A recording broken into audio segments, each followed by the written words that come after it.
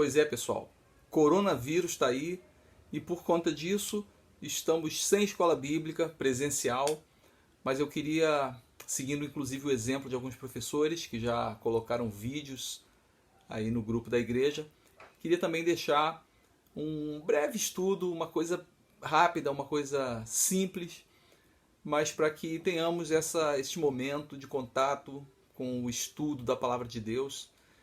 E eu queria que vocês me acompanhassem nesse rápido estudo, tentando responder a pergunta: até onde vai o limite do homem? Será que o homem tem limites? O homem que consegue tantas maravilhas, tantas proezas ao longo da história, já demonstrou que ele é abusado, o homem passa dos limites que são impostos a ele.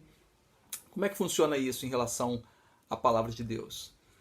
Bom, em Gênesis capítulo 11, versículo 6, quando os homens estão construindo a Torre de Babel, Deus desce para ver a torre, para observar o que estão fazendo, e Deus declara que não haveria restrições para tudo o que aqueles homens intentassem fazer.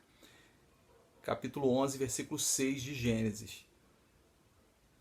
Então, o próprio Deus reconhecia já naquele momento que o homem era um ser audacioso, que a criatura de Deus, aquele barro que Deus moldou e soprou o fôlego de vida em suas narinas, tinha essa audácia, esse ímpeto de ir além. E nós vemos isso ao longo da história toda da humanidade, aí, né, de tudo que a gente já viu acontecendo, quando Deus, por exemplo, promete um filho a Abraão. Abraão teve um filho com a escrava, mas Deus disse: não é com a escrava, é com a sua esposa, Sara, que você vai ter um filho que vai gerar muitos e muitos descendentes para você. E Abraão ri, apesar de acreditar em Deus. Tem um momento em que Abraão ri, Gênesis capítulo 17, versículo 17, ele quase duvida de Deus, dizendo: poderá um homem de 100 anos gerar filhos? Sendo Sara, minha esposa, 90 anos de idade, gerar um filho? E hoje em dia, comparando aquela época com hoje, nós não veríamos com olhos de tanto espanto assim um casal idoso tendo filhos através das maravilhas da medicina, da ciência. É uma coisa difícil? Ainda é difícil uma pessoa com tanta idade gerar filhos. Mas ninguém da humanidade duvidaria que isso seria possível daqui a alguns anos, não é verdade? Nós entendemos que o homem vai ultrapassando as barreiras aí da ciência, vai chegando cada vez mais longe, e não vai ser espantoso se daqui a alguns anos pessoas de qualquer idade puderem gerar filhos. É uma coisa que é só uma questão de tempo, eu diria assim. Outra coisa que, comparando os tempos bíblicos com os de hoje, nós vemos como o homem é quase ilimitado. Quando Josué liderou o exército contra a cidade de Jericó, as muralhas de Jericó eram intransponíveis. Está relatado lá em Josué capítulo 6, a queda das muralhas, e a cidade estava com medo, porque sabia já da fama do Deus de Josué, mas a cidade estava fechada, ninguém entrava e ninguém saía. E as muralhas eram intransponíveis. Só mesmo um milagre, o poder de Deus ali, conseguiu derrubar aquelas muralhas. E hoje? Será que é difícil você ultrapassar uma muralha, seja ela de que altura for? Não.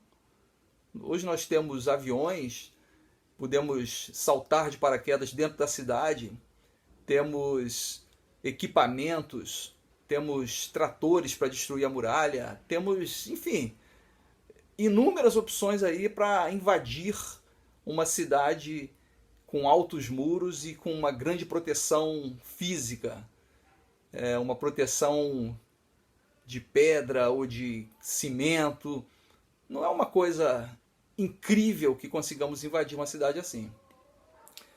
O homem mostrando que os limites que são impostos a ele, ele abusadamente ultrapassa. Outra coisa, mais uma. No tempo bíblico, ali nos tempos de Jesus principalmente, nós vemos muitas viagens. Jesus se deslocava de uma cidade para outra, os apóstolos com ele, e aquelas viagens duravam dias às vezes. A peregrinação no deserto lá do povo hebreu, ficou rodando no deserto por 40 anos. Hoje em dia nós vemos que grandes distâncias são vencidas em pouquíssimo tempo. Temos veículos que fazem esse trabalho com uma facilidade incrível. Podemos chegar até o outro lado do mundo em algumas horas, um dia e meio.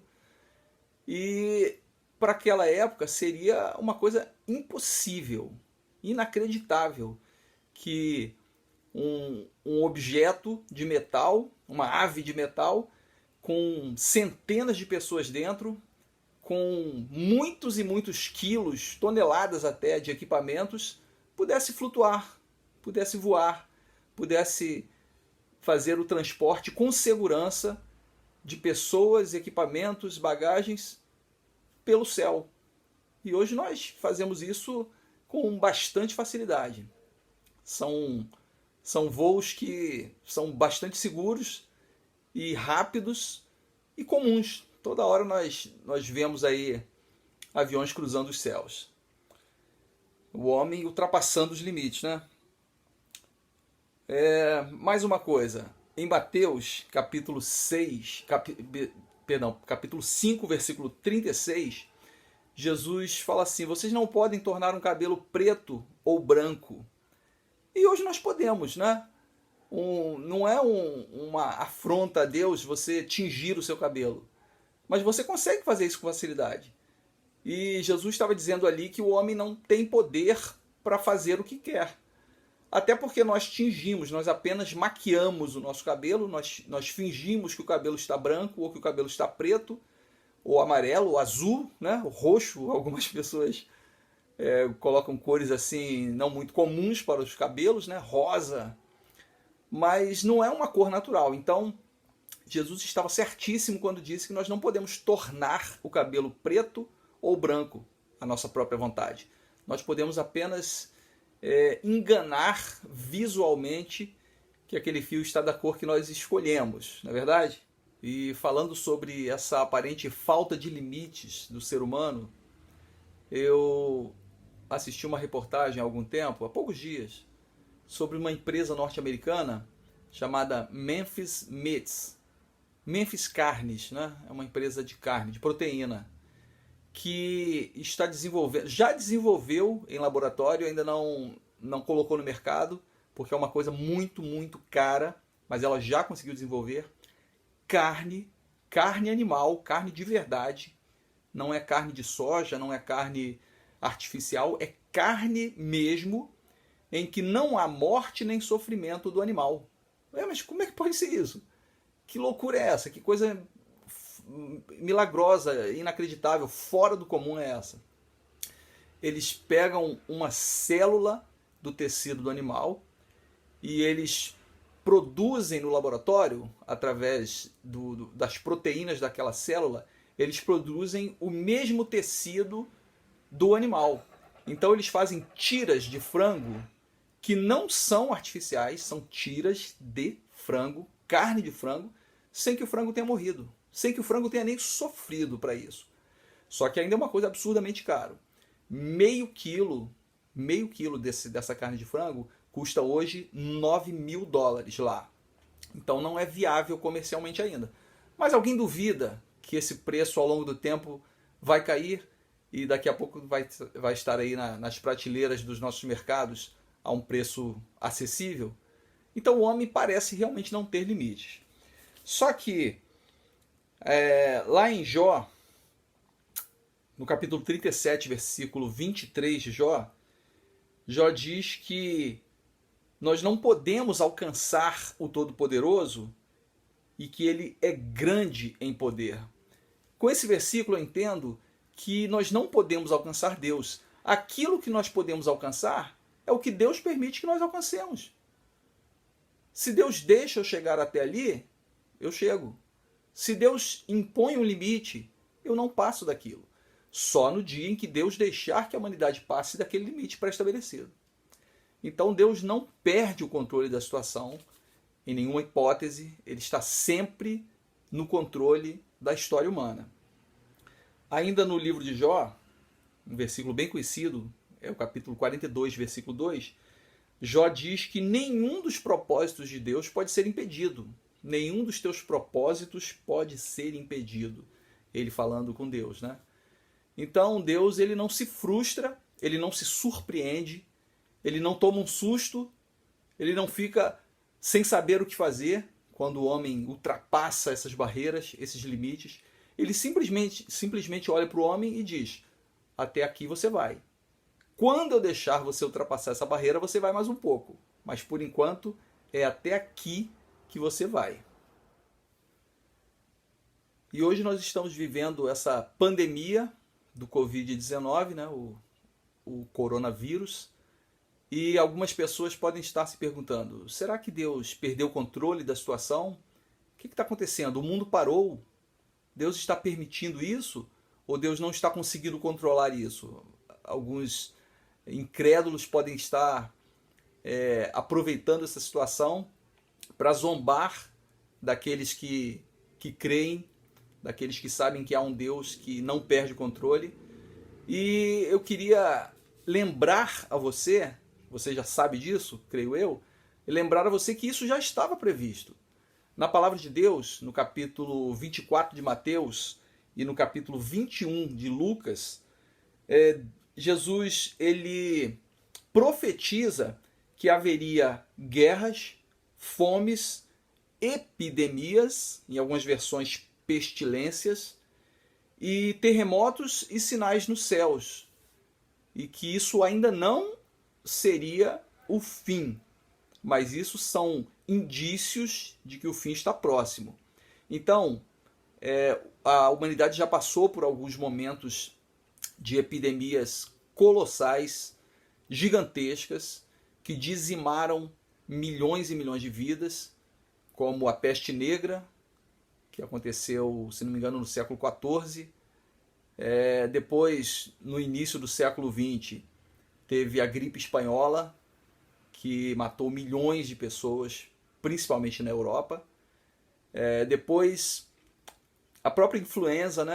A gripe comum, antes de o homem desenvolver vacinas, matou muitas e muitas pessoas.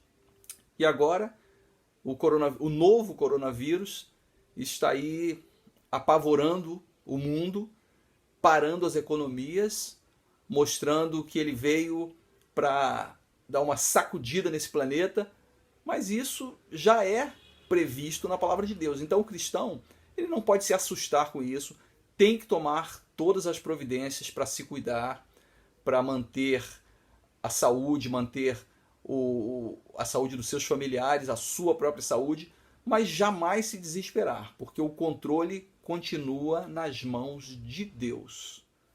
No início da carta de Paulo aos Colossenses, no capítulo 2, no início do capítulo 2, Paulo diz que todos os tesouros da sabedoria e da ciência são de Deus.